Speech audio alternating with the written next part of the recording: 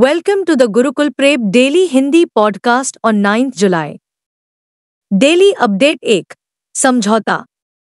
डपिट और एनसीएर ने भारत की लॉजिस्टिक्स लागत में सुधार के लिए समझौता ज्ञापन पर हस्ताक्षर किए। उद्योग और आंतरिक व्यापार संवर्धन विभाग डपिट, वाणिज्य और उद्योग मंत्रालय ने देश भर में रसद लागत के आकलन के लिए एक व्यापक ढांचा विकसित करने के लिए national council of applied economic research (NCER) के साथ हाथ मिलाया। वाणिज्य और उद्योग मंत्रालय द्वारा एक प्रेस विज्ञप्ति के अनुसार नई दिल्ली में हस्ताक्षरित समझौता ज्ञापन (MoU) रसद खर्च की पेचीदगियों और भारत के आर्थिक ढांचे पर उनके प्रभाव को गहराई से समझने के लिए एक सहयोगी प्रयास की रूपरेखा तैयार करता है। डेली अपडेट 2 पुस्तकें। समयापुरम मरियम्मन मंदिर पर कॉफी टेबल बुक का विमोचन। हिंदू ग्रुप ऑफ पब्लिकेशंस ने एक coffee table book Samayapuram the sacred seat of Shakti निकाली है। भरतनाट्यम नृत्यांगना एवं शिक्षिका वृंदा रमनन और वास्तुकार जे. रमनन द्वारा लिखी गई 190 पृष्ठों की इस पुस्तक में समयापुरम गांव में सर्वोच्च शासन करने वाली देवी मां से जुड़े हर पहलू का वर्णन किया गया है। विभिन्न खंडों में विभाजित आकर्षक चित्रों वाली पुस्तक में देवी मरियम्मन देवी मां, प्राचीन किंवदंतियों, मंदिर के उत्सव, पूजा और देवी को अभिषेकम, पवित्र तीर्थम, भक्तों द्वारा देवी मरियम्मन के प्रति प्रदर्शित की जाने वाली अत्यधिक भक्ति के बारे में दिलचस्प कहानियां हैं। डेली अपडेट 3 रक्षा। भारत ने स्वदेशी लाइट टैंक जोरावर का अनावरण किया। रक्षा अधिकारियों ने बताया कि देश के स्वदेशी हल्के टैंक जोरावर का प्रोटोटाइप तैयार है और जल्द ही इसका व्यापक परीक्षण किया जाएगा। इसे रक्षा अनुसंधान और विकास संगठन DRDO द्वारा लार्सन एंड टुब्रो (LANT) के साथ प्रमुख इंटीग्रेटर के रूप में संयुक्त रूप से विकसित किया गया था। अधिकारियों ने बताया कि टैंक में फिलहाल कमिंस इंजन लगा है और DRDO ने घरेलू स्तर पर नया इंजन विकसित करने की परियोजना शुरू की है। एक सूत्र ने बताया कि विकासात्मक परीक्षणों के तहत अगले 6 महीने में टैंक का गर्मी, सर्दी और ऊंचाई समेत विभिन्न स्थितियों में परीक्षण किया जाएगा। डेली अपडेट 4 अंतर्राष्ट्रीय। मसूद पेजेश्कियान ईरान के राष्ट्रपति चुने गए। सुधारवादी उम्मीदवार मसूद पेजेश्कियान ने ईरान के राष्ट्रपति चुनाव में जीत हासिल की। कट्टरपंथी सईद जलीली को हराकर पश्चिम तक पहुंचने और इस्लामी गणराज्य को निचोड़ने वाले प्रतिबंधों और विरोध प्रदर्शनों के वर्षों के बाद देश के अनिवार्य हेडस्कार्फ कानून पर प्रवर्तन को आसान बनाने का वादा किया। चुनाव बढ़े हुए क्षेत्रीय तनाव के बीच हुआ।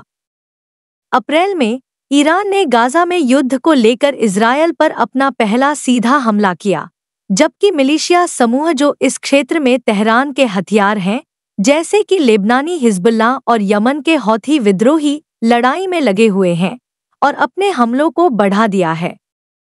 डेली अपडेट 5 राष्ट्रीय। संस्कृति मंत्रालय ने 46वीं विश्व धरोहर समिति की बैठक के लिए परियोजना परी शुरू की। संस्कृति मंत्रालय ने विश्व धरोहर समिति की बैठक के 46वें सत्र की तैयारियों के साथ प्रोजेक्ट परी, पब्लिक आर्ट ऑफ इंडिया शुरू किया है। विश्व धरोहर समिति की बैठक का 46वां सत्र जुलाई के 21 से 31 तक नई दिल्ली में होगा। प्रोजेक्ट परी, पब्लिक आर्ट ऑफ इंडिया, संस्कृति मंत्रालय, भारत सरकार की एक पहल, जिसे ललित कला अकादमी और national gallery of modern art द्वारा निष्पादित किया जा रहा है, जिसका उद्देश्य आधुनिक विषयों और तकनीकों को शामिल करते हुए हजारों साल की कलात्मक विरासत, लोक कला लोक संस्कृति से प्रेरणा लेने वाली लोक कला को सामने लाना है। डेली अपडेट 6 योजनाएं और समितियां।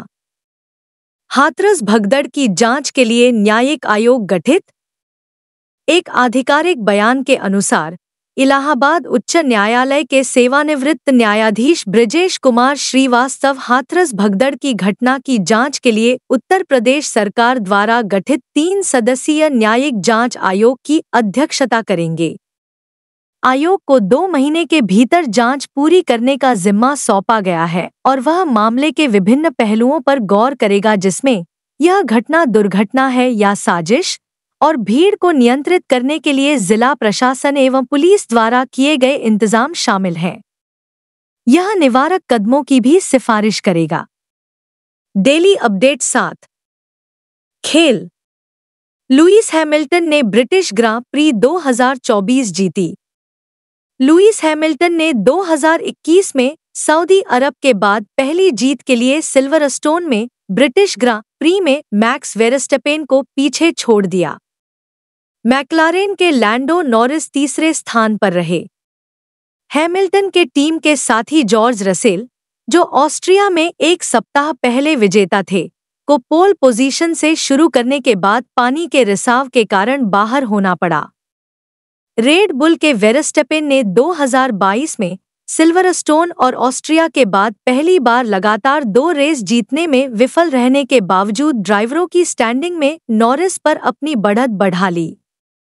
मैक्लारेन के ऑस्कर पियास्त्री चौथे, फेरारी के कार्लोस सैंज छठे और हास के निको हुल्केनबर्ग 7वें स्थान पर रहे। Daily update 8। राज्य।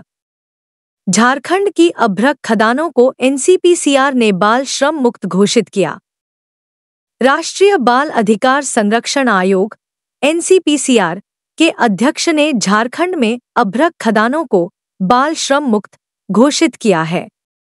एनसीपीसीआर के अध्यक्ष प्रियांक कानूनगो ने कोदरमा में बाल श्रम मुक्त अभ्रक द्वारा आयोजित एक कार्यक्रम के दौरान जोर देकर कहा कि सभी बाल श्रमिकों को अभ्रक खदानों से हटा दिया गया है और अब स्कूलों में नामांकित किया गया है।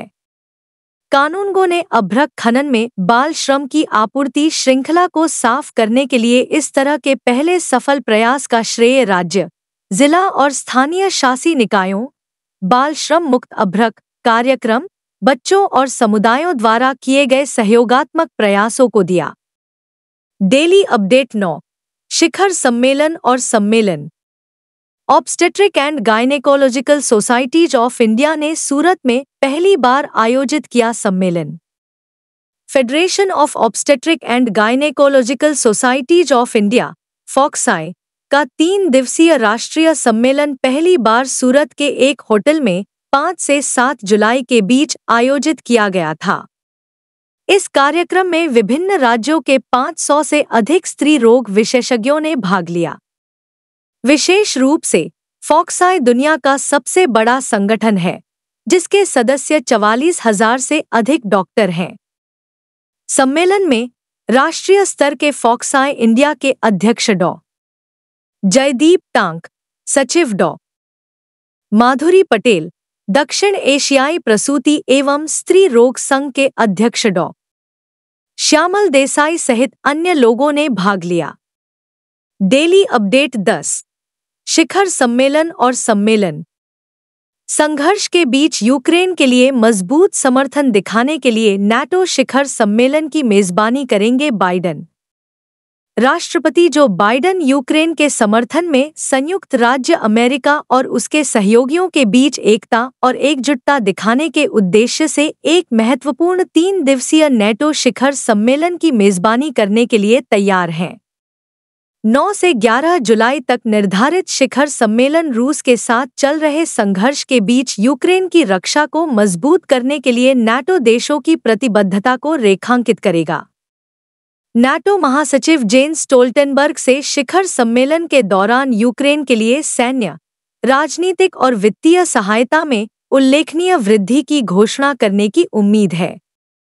एक ऐतिहासिक कदम में शिखर सम्मेलन की कार्यवाही के दौरान स्वीडन का नाटो के नए सदस्य के रूप में औपचारिक रूप से स्वागत किया जाएगा, जो गठबंधन की सदस्यता के रणनीतिक विस्तार को चिह्नित करेगा।